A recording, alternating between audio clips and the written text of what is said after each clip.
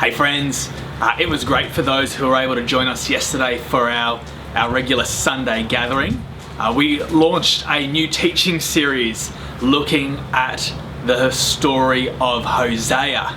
And so I thought I'd give a quick update for some of you who either weren't there or who want a bit of a reminder of what we looked at yesterday. Now, if you haven't already done so, my recommendation would be taking some time, not just maybe even to read through the whole of Hosea, but particularly to read through chapters 1 and 2, because that's what I'm going to be speaking on, just briefly giving us a few tips and pointers as to how to understand Hosea, and particularly looking at those chapters 1 and 2, and then next week, next Sunday, or the next video that comes out, we'll be dealing or delving into some of the content within Hosea a little bit more deeply as we look at chapter 3.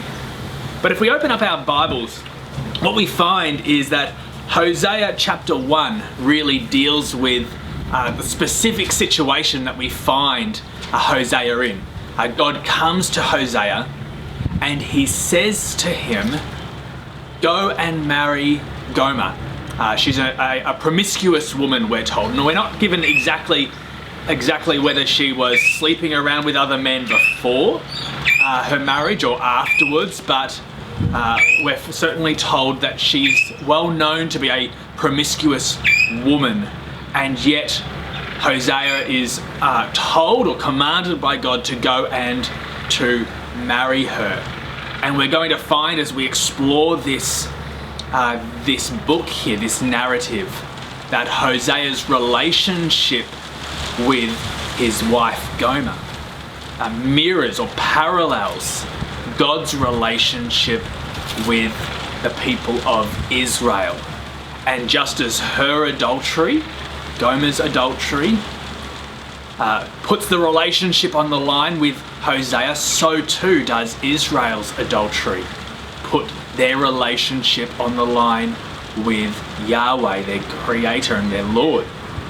And yet, just as God is faithful, Hosea is faithful and redeems Gomer. And we find that this earthly relationship helps us to understand all the more the spiritual relationship between the Israelites and Yahweh, and really between us and Yahweh. So if you have a look at chapter 1, you'll find we get some names. We get Hosea and also his wife Gomer. We also get their children. Jezreel is their first child, because God will soon punish the house of Jehu for the massacre at Jezreel. And so their names are reminders of the situation that the Israelites have found themselves in. We're told also in verse 6 that Gomer conceives again and gives birth to a second child, a daughter.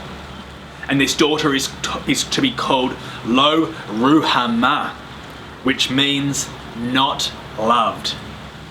What a crazy thing to be calling your daughter, and yet what we find here is that this is God's way of reminding the people of Israel of their actions, but also, more importantly, of God's grace in continuing to be faithful to his covenant and to his promise, even though the people of Israel have broken it.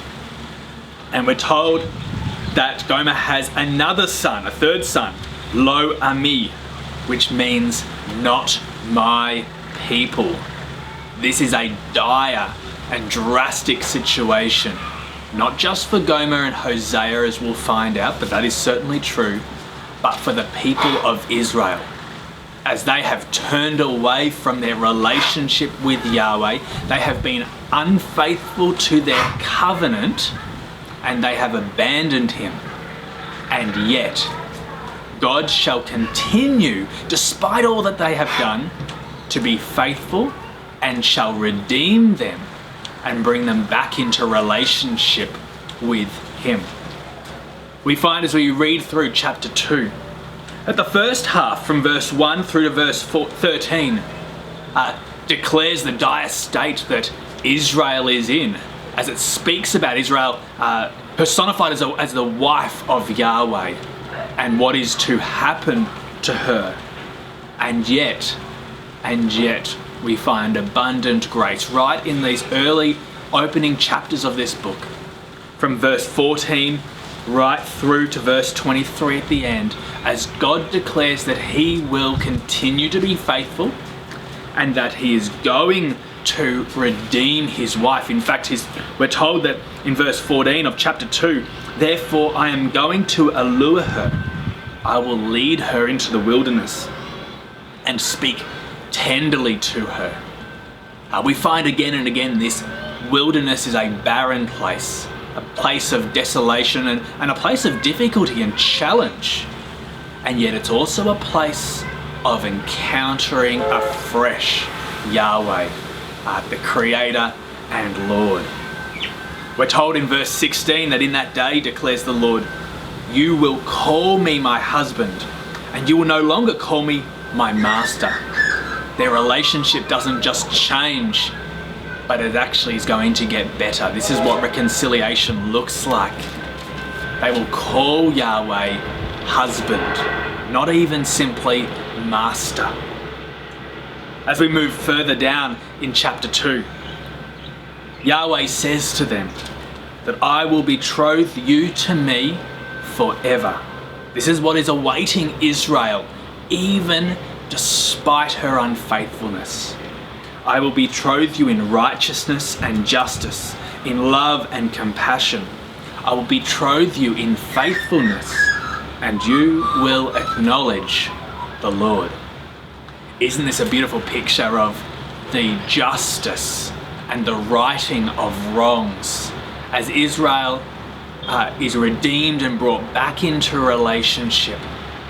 And it is a relationship of justice, of righteousness, of compassion, and of faithfulness. They are the hallmarks of what is going to mark this new era of what God is going to do as he redeems his people back to him. And we're told, just as the verses finish of chapter 2 in verse 23, I will plant her for myself in the land. I will show my love to the one I called not my loved one. I will say to those called not my people that you are my people. And they will say, you are my God. And so we're reminded that even though Hosea and Gomer's children are called not my loved ones, not my people, that is not going to be the continual state of Israel. That God is going to call them back to him, lead them into the wilderness, bring them back into a relationship that is everlasting and pure, and that he will plant them like a vine in a vineyard. And as a gardener tends to his plants, Yahweh will tend to his people. And they will no longer be not his loved ones, but they will be loved. They will no longer be not his people. They will be his people.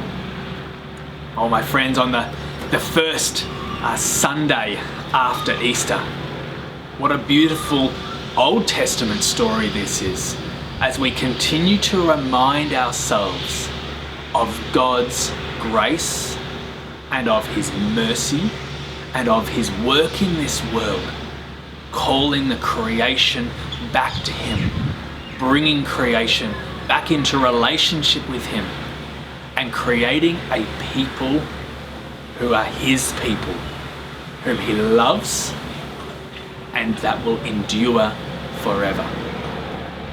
Well, my friends, I pray and hope that you will be encouraged by this week. And I look forward to gathering with many of you on Zoom next Sunday. And for those that aren't able to gather, we can't wait to that day where we are able to gather as God's family again physically, not online, but actually in the same room again. And we look forward to that. Have a wonderful week, and I pray that you're going well. Thanks.